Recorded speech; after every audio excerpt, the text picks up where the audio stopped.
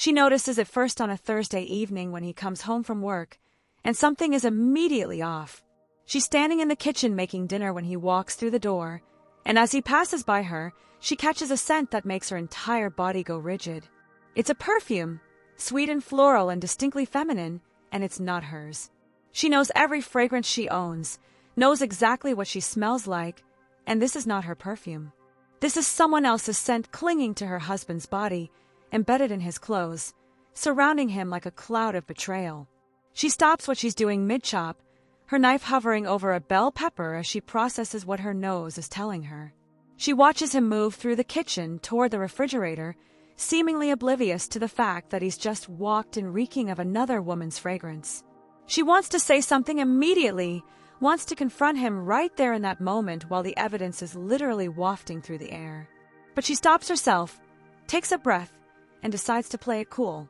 She decides to gather information before she confronts him, decides to figure out what's really going on before she accuses him of something as significant as infidelity. She asks him casually how his day was, and he gives her the standard response about work being busy, about meetings and projects, and the usual office drama. He doesn't mention anything unusual, doesn't explain the perfume, doesn't acknowledge that he smells like someone else. He just goes about his evening like it's any other Thursday, like he hasn't just come home smelling like he's been in close contact with another woman. She watches him carefully, noting his body language, looking for any signs of guilt or nervousness, any indication that he knows he's been caught. That night, she lies awake next to him, unable to sleep, unable to stop smelling that perfume on him despite the fact that he's showered and changed into clean clothes. She can still detect traces of it on his skin, on his hair, embedded in his very essence. She thinks about all the possibilities, all the ways he could explain this perfume if she asked him about it. Maybe he hugged a coworker. Maybe he sat next to someone on the train. Maybe he was in an elevator with someone wearing strong perfume. Maybe it's completely innocent, and she's overreacting and being paranoid. But something in her gut is screaming that this is not innocent, that this is something significant, that her husband coming home smelling like another woman is not a small thing that can be easily explained away. She thinks about their marriage, about how long they've been together, about how things have felt slightly off lately but nothing she could quite put her finger on. She thinks about how he's been staying late at work more often, about how he's been going to the gym more frequently, about how he's been more careful about his appearance in general. She thinks about how he's been distant and distracted, how their conversations have become more perfunctory, how their physical intimacy has diminished. The next day, she calls him at work and tries to sound casual as she asks him what he did during his lunch break. He tells her that he grabbed lunch at a cafe near the office with some coworkers. Nothing special, nothing noteworthy. She asks him which cafe, what he ate, who specifically was there. She's asking detailed questions, trying to catch him in a lie, trying to see if his story holds up under scrutiny. He answers her questions, but something about his answers feels rehearsed, like he's prepared these responses in advance, like he's already thought through what he would tell her if she asked. She decides that she needs to follow him, needs to see what he's actually doing during his day, needs to figure out if this perfume is coming from a coworker or if it's coming from somewhere else, somewhere more sinister. She takes a personal day from work and waits for him to leave in the morning. She follows him to his office building, and she watches as he goes inside like any other day. She waits outside the building, sitting in her car, watching the entrance to see if he comes back out. Around noon, she sees him emerge from the building, and he's walking with purpose toward the parking garage. She follows his car as he drives through the city, heading away from the office building, heading toward a neighborhood she doesn't immediately recognize. She watches as he parks his car in front of an apartment building, a building that looks like it houses young professionals, a building that could house anyone but feels significant given the context. She watches as he gets out of his car and walks toward the building entrance. She considers following him inside but decides against it, not wanting to be caught, not wanting to confront him yet without having all the information. Instead, she sits in her car watching the building entrance, waiting to see if he comes back out, waiting to see if anyone comes out with him. She waits for 30 minutes, 45 minutes, an hour. Time feels like it's moving slowly, like each minute is stretching out forever as she sits there in her car feeling like her world is collapsing around her. Finally, he emerges from the building, and he's not alone. He's walking out with a woman, blonde, attractive, younger than her, and they're walking close to each other, their shoulders almost touching.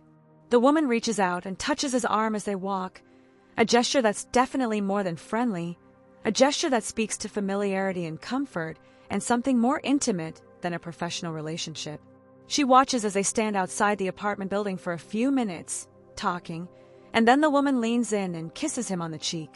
It's not a quick peck, it's a lingering kiss, a kiss that stays on his face for a moment, a kiss that suggests intimacy. She feels like she can't breathe. She feels like someone has reached into her chest and is squeezing her heart. She watches as her husband and this woman say goodbye, as the woman goes back into the apartment building and he returns to his car. She watches as he sits in his car for a moment, seemingly collecting himself, before he starts the engine and drives away. She follows him back to the office building, where he goes back inside like nothing happened, like he didn't just come out of an apartment building with another woman, like he didn't just receive a kiss from someone who is clearly not his wife. She sits in her car in the office parking garage, feeling completely numb. She's known intellectually that this was a possibility, that her suspicions about the perfume could be leading somewhere like this. But knowing it intellectually and actually witnessing it are two completely different things. She actually watched her husband kiss another woman. She actually watched him come out of an apartment with someone else. She actually witnessed what looks like infidelity happening right in front of her eyes. She drives around the city for hours, not going back to work, not going home, just driving and trying to process what she just saw. She thinks about confronting him, about demanding answers, about asking him who that woman is and why he was at her apartment and why he came home smelling like her perfume. She thinks about the end of her marriage, about dividing their possessions, about starting over alone. She thinks about how quickly everything can change, how one moment of following your gut can reveal something that destroys your entire world. By the time she gets home that evening, she's worked herself into a state of controlled rage. She's angry at her husband for betraying her, angry at herself for not seeing it sooner, angry at the universe for putting her in this position. She's sitting on the couch when he gets home, and she watches him come through the door. And sure enough, he's smelling like that same perfume again. He spent the whole day trying to hide it, probably showering at work or using cologne to cover it up, but the scent is there underneath everything else, a phantom smell that won't go away. She asks him to sit down, tells him that they need to talk about something. She watches his face carefully as he sits down next to her, and she can see the micro expressions of fear and guilt that flash across his features. She asks him directly if he's having an affair. She watches as his entire body goes rigid, as the color drains from his face, as panic floods his eyes. He tries to deny it, tries to tell her that she's being crazy and paranoid, tries to tell her that there's nothing going on. But his denial is weak and unconvincing, and they both know it. She tells him that she followed him today, that she saw him come out of an apartment building with a woman, that she watched him kiss that woman goodbye. She tells him that he came home today smelling like perfume, just like he did yesterday, and probably many days before that. She tells him that she knows he's been lying to her, that she knows he's been sneaking around, that she knows he's having an affair. She watches as he tries to speak, tries to defend himself, tries to come up with some explanation that will make this all make sense. But before he can say anything, before he can construct some lie to cover up what she's witnessed, she tells him that she wants the truth. She tells him that she deserves to know who this woman is, how long this has been going on, whether this is purely physical or if there's an emotional component as well. She tells him that if he lies to her one more time, if he tries to deny this or minimize it, she's going to leave him and she's going to take everything they've built together with her. She watches as he breaks, as the facade crumbles, as he realizes that she knows everything and there's no point in continuing to deny it. He tells her that the woman's name is Rachel, that they met at work about 4 months ago, that it started innocently but gradually evolved into something more. He tells her that he's been going to her apartment during his lunch breaks, that he's been lying about where he's been and what he's been doing. He tells her that he doesn't know how it happened, that he didn't plan for it to happen, that one day he just realized he was attracted to this woman, and the next thing, he knew he was pursuing her. He tells her that he never intended to hurt her, that he never intended to betray her, but he's been so unhappy in their marriage that he couldn't help himself. Those last words, "I've been so unhappy in our marriage," hit her like a physical blow. She realizes that this isn't just about infidelity, that this is about something deeper, something fundamental about their relationship that's been broken for longer than she realized. She realizes that her husband has been suffering in their marriage, has been looking for happiness outside of it, and she didn't even know. She realizes that while she's been noticing his distance and his withdrawal, she hasn't been asking the right questions, hasn't been pushing him to talk about what's really going on beneath the surface.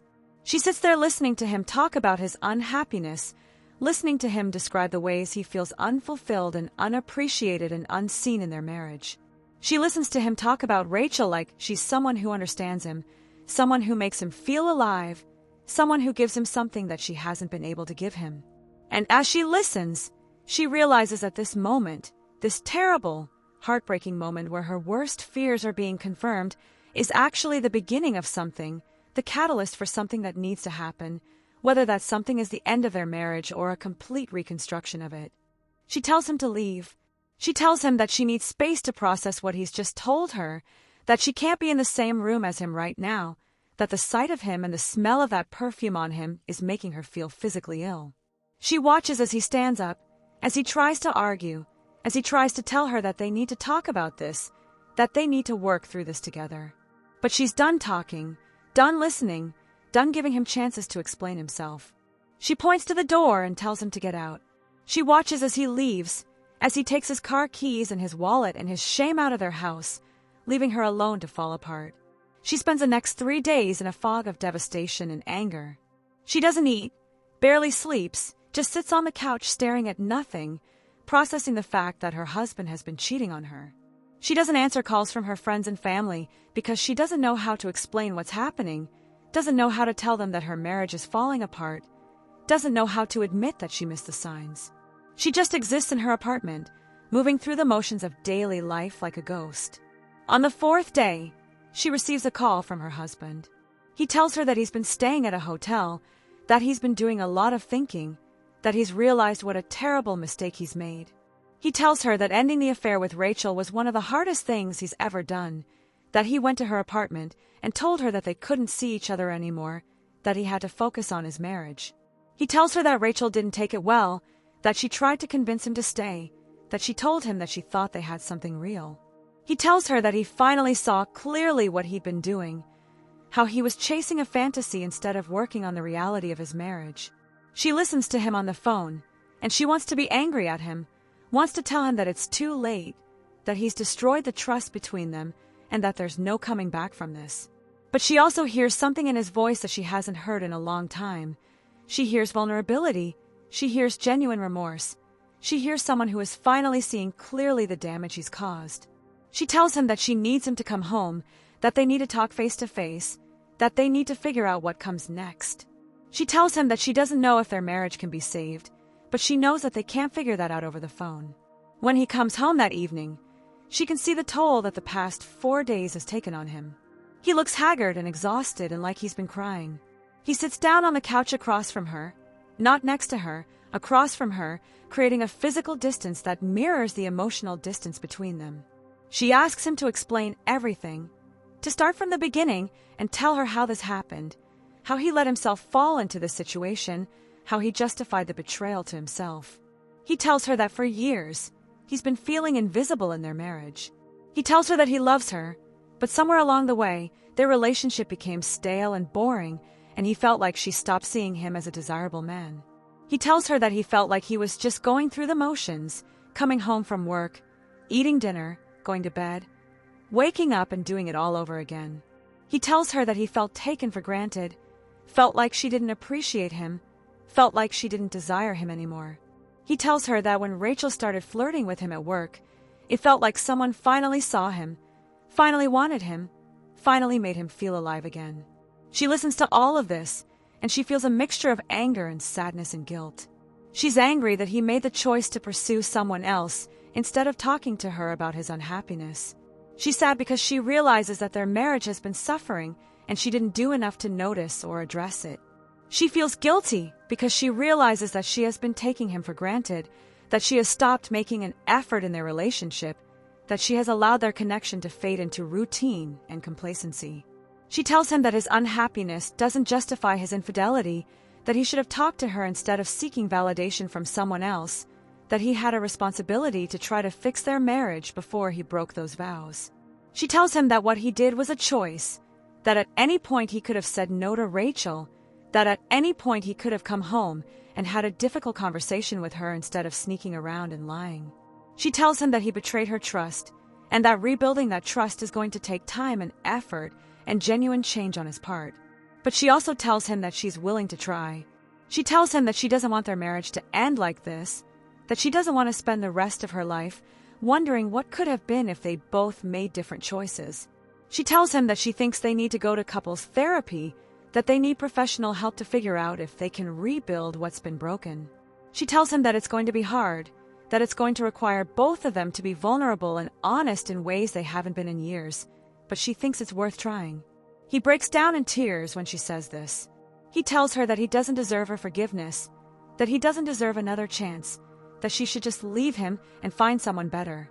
But she tells him that she's not trying to forgive him yet. She's trying to understand what led to this point so that they can figure out if there's anything worth saving. She tells him that they need to figure out what's really broken in their marriage, whether it's something that can be fixed or whether they're just incompatible and need to accept that their marriage has run its course. They find a couples therapist and start attending sessions weekly. The first few sessions are difficult and painful, with both of them crying and saying things they've been holding inside for years. In one session, she finally tells him how hurt she feels, not just by the infidelity, but by the years of feeling invisible to him, by the time she reached out and he wasn't there, by the time she tried to initiate intimacy and he rejected her. She tells him about her own insecurities that developed as a result of feeling unwanted by her own husband. She tells him that she started to believe that she wasn't attractive enough, wasn't interesting enough, wasn't enough, period. He listens to her pour out years of pain and hurt, and she watches as the realization hits him. He realizes that his withdrawal and his unavailability have been hurting her just as much as his infidelity. He realizes that his affair wasn't a random act of betrayal, but rather a symptom of a much deeper problem in their relationship, a problem that had been developing for years without either of them addressing it directly. He tells her that he's sorry, that he never realized how much his behavior was affecting her, that he was so focused on his own unhappiness that he didn't see hers. In another session, the therapist helps them understand the pattern they've fallen into. She helps them see that they've both been withdrawing from each other, that they've both stopped making an effort, that they've both allowed their relationship to become a low priority in their lives. She helps them see that his affair was a way of seeking outside validation because he wasn't getting it from his wife, and her withdrawal was a result of feeling rejected by her husband. She helps them understand that breaking this cycle is going to require both of them to start showing up differently, to start prioritizing their relationship, to start being vulnerable with each other again. Over the following months, things slowly begin to change. Her husband starts going to individual therapy to explore why he was willing to betray their marriage, to understand his own insecurities and his need for external validation. She starts going to individual therapy to process her own trauma from the affair, to work through her hurt and her anger, to rebuild her sense of self-worth that was damaged by feeling unwanted by her husband. Together, they start making intentional changes in their relationship. They start having regular date nights where they put their phones away and actually talk to each other. They start being more physically affectionate, starting with hand-holding and hugging and gradually working their way back to physical intimacy. The path back to physical intimacy is complicated and triggering. Every time they try to be intimate, she finds herself thinking about him and Rachel together, finds herself wondering if he enjoyed it more with her, finds herself feeling inadequate and undesirable. Her husband recognizes her struggle and tries to be patient and understanding, tries to help her feel safe and loved and desired. They work with their therapist on managing these triggers, on him proving through his actions and his words that he wants her, that he finds her beautiful and attractive and desirable. Slowly, gradually, their physical relationship begins to heal and become something that feels authentic and connected again. About a year into their therapy process, something shifts. They're sitting on their back porch on a Sunday afternoon, and she turns to him and tells him that she thinks she's finally beginning to forgive him. She tells him that she's not there yet completely, that there are still moments when she thinks about the affair and feels a flash of pain and betrayal, but that those moments are becoming less frequent. She tells him that she's starting to see him not as someone who betrayed her, but as someone who was struggling and made a terrible choice, and who is now taking responsibility for that choice. He tells her that he's been in therapy, trying to understand why he was willing to throw their marriage away for someone who wasn't even real, for someone who was just a fantasy, a distraction from the real work of being in a committed relationship. He tells her that he's realized that Rachel was never the problem. Rachel was just a symptom of his own issues with commitment and his own inability to face difficult emotions and difficult conversations. He tells her that he's grateful that she gave him another chance, that he's committed to being a different kind of husband, that he's committed to showing up fully in their relationship from this point forward. Over the next year and a half, their marriage continues to heal and transform. They start taking vacations together. They start spending time with friends and family as a united front. They start rebuilding the life they had before everything fell apart. But this time, it feels different. This time, they're not just going through the motions. They're making conscious choices to be together, making intentional decisions about how they want their relationship to look, making an effort to show up for each other in meaningful ways. She also starts to understand something important during this time. She starts to realize that she contributed to the distance in their relationship, that she became complacent, that she stopped putting effort into making her husband feel loved and appreciated. She starts to take responsibility for her part in the breakdown of their marriage, not as a justification for his affair, but as an acknowledgement that relationships are partnerships, and she hadn't been showing up as a partner. She starts making changes in herself. She starts prioritizing their relationship more. She starts being more intentional about expressing her love and appreciation for him. She starts being more vulnerable and open with him about her own needs and desires. She also starts to understand something about his affair that she couldn't understand at the time. She realizes that his affair wasn't really about Rachel. It was about him looking for a version of himself that he felt he'd lost in the marriage. Rachel represented novelty and excitement and freedom from responsibility, and those things appealed to him because he felt trapped and bored and invisible in his marriage. But now that they're rebuilding their relationship, now that they're both showing up differently, he's finding that newness and excitement and connection within their marriage itself. 2 years after the affair, she realizes that she hasn't smelled that phantom perfume in a very long time. Not the actual perfume from Rachel, of course, but the emotional smell of betrayal that has clung to her since that first Thursday evening when he came home reeking of someone else. She realizes that she's finally able to look at her husband without that flash of pain and hurt, that she can hug him without feeling triggered, that she can make love with him without being haunted by thoughts of his infidelity. She realizes that they've actually come through the other side of his crisis, that they've actually survived something that she once thought would destroy them. She tells him one day that she's grateful for the therapy, grateful for his willingness to do the work, grateful that he didn't give up on their marriage, even when she wanted to throw in the towel. He tells her that he's grateful too, that he's grateful that she loved him enough to fight for their marriage even after he betrayed her so thoroughly. He tells her that if the affair had to happen, he's glad it happened because it forced them to finally have the conversations they should have been having all along, forced them to finally address the issues that had been brewing for years. She doesn't completely agree with him. She would have preferred that he just talk to her instead of having an affair. But she understands what he means. She understands that sometimes crisis is what's required to wake people up. Sometimes betrayal is what forces us to finally look honestly at our relationships and figure out if we're willing to do the work to save them. She understands that their marriage, which once felt like it was ending, has actually been reborn into something stronger and more authentic and more real than it was before. Years later, when people ask her how she got through her husband's affair, she tells them that it was the hardest thing she's ever faced, but that it was also the most transformative.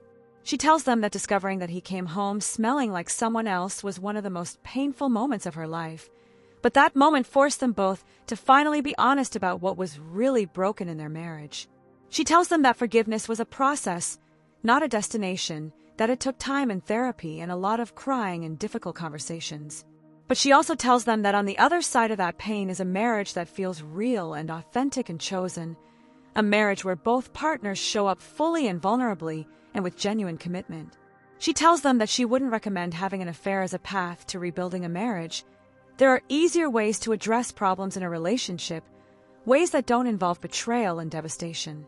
But she tells them that if they find themselves in a similar situation, if they find themselves discovering that their partner has been unfaithful, it doesn't necessarily mean the end of their marriage. It means that some hard work needs to be done, some difficult conversations need to be had, some vulnerabilities need to be exposed.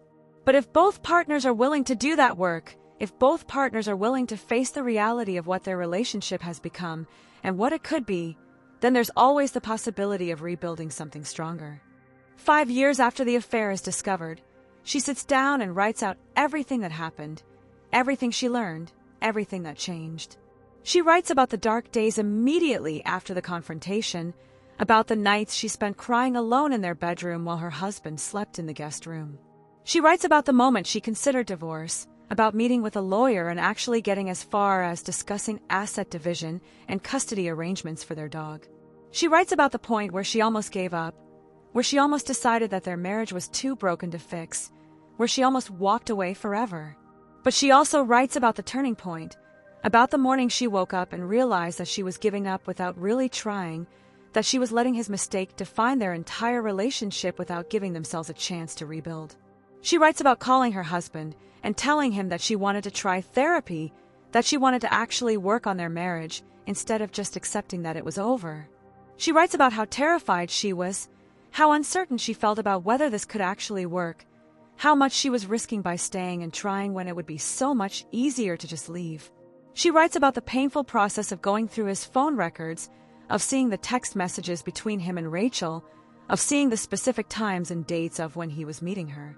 She writes about how violated she felt reading those messages, how angry she felt seeing how they talked to each other, how intimate their communications were. She writes about confronting him with specific details, asking him why he wrote certain things, why he told Rachel things that he hadn't told his own wife.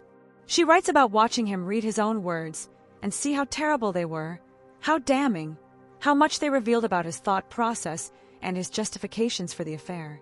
She writes about the therapy sessions where they had to talk about the specific times he was with Rachel, where she had to ask him direct questions about what they did together, where she had to hear details that she didn't really want to know but felt like she needed to know in order to process the betrayal.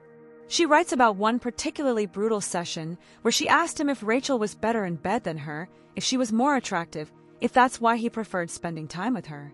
She writes about how that question hung in the air for what felt like forever, about how painful it was waiting for his answer, about how much his response would matter in determining whether she could stay in this marriage.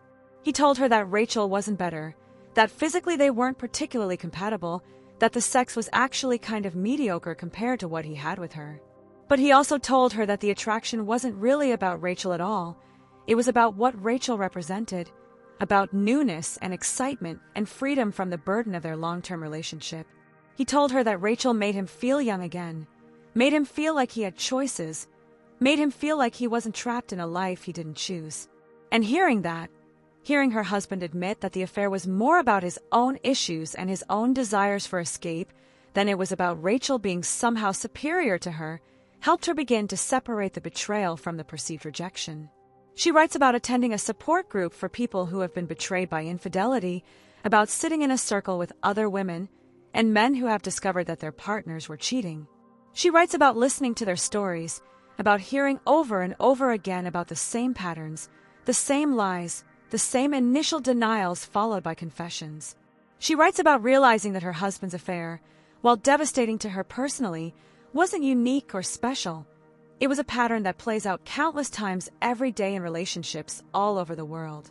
She writes about the weird comfort she found in that realization, about how it helped her depersonalize the affair somewhat, about how it helped her understand that his affair said more about him and his own struggles than it did about her worth or her value. She writes about the moment when she realized that her husband was genuinely committed to change, that he wasn't just doing the minimum to appease her, that he was actually doing the deep internal work required to understand why he made the choices he made. She writes about him coming home one day and telling her that in therapy, he'd realized that he was afraid of being bored, afraid of being ordinary, afraid of being just another middle-aged man in a long-term marriage. She writes about him admitting that he was looking for validation from an external source because he didn't feel good about himself, because he didn't think he was enough, just as he was. She writes about the conversations they started having about what they both needed from the marriage, about what they were willing to fight for, about what a successful marriage would look like to both of them. She writes about discovering that they had very different ideas about what romance looks like, about what commitment means, about how to maintain excitement and connection in a long-term relationship. She writes about making a conscious decision to completely reinvent their marriage, to stop trying to go back to how things were before the affair and instead to create something entirely new. She writes about the decision to take a couple's vacation, their first real vacation since the affair was discovered. She writes about how nervous she was getting on the plane, about how uncertain she felt about whether this would be healing or whether it would just be awkward and painful. She writes about sitting on a beach in Mexico, watching her husband watch the sunset, and realizing that for the first time in years, she wasn't wondering if he was checking his phone, wasn't wondering if he was thinking about someone else, wasn't waiting for the other shoe to drop. She writes about the night they made love on that vacation, about how different it felt compared to all the times they tried after he first came home and admitted the affair. She writes about how she wasn't triggered, wasn't thinking about Rachel, wasn't plagued by thoughts of him with someone else. She writes about how it felt like they were actually connecting, actually present with each other, actually choosing each other in that moment. She writes about how that experience helped her believe that maybe, just maybe, they could actually rebuild this marriage into something that felt good and right. She writes about the decision to go back to couples therapy, even after the acute crisis of the affair had passed, about committing to ongoing therapy as a way to maintain their progress and keep working on their communication. She writes about how therapy became less about processing the affair and more about building new skills for handling conflict, for expressing needs, for maintaining intimacy over time. She writes about learning from their therapist that many couples who go through affairs and stay together often end up with stronger, more authentic relationships than couples who never face that kind of crisis. She writes about introducing her husband to a meditation practice, about them sitting together in silence each morning before starting their day. She writes about how this practice became a way for them to stay grounded, to check in with themselves about their emotional state, to be more intentional about how they show up in their relationship. She writes about how meditation also helped her process lingering anger and hurt, about how it gave her a space to observe her triggered thoughts without acting on them, about how it helped her develop more compassion for her husband's struggle. She writes about the day her husband brought home a book about rebuilding trust after infidelity and told her that he'd been reading about the concept of earning trust back and that he understood that rebuilding trust wasn't something that happens through conversation or therapy alone. It happens through consistent action over time. She writes about him committing to radical transparency about his phone, his location, his interactions with other women.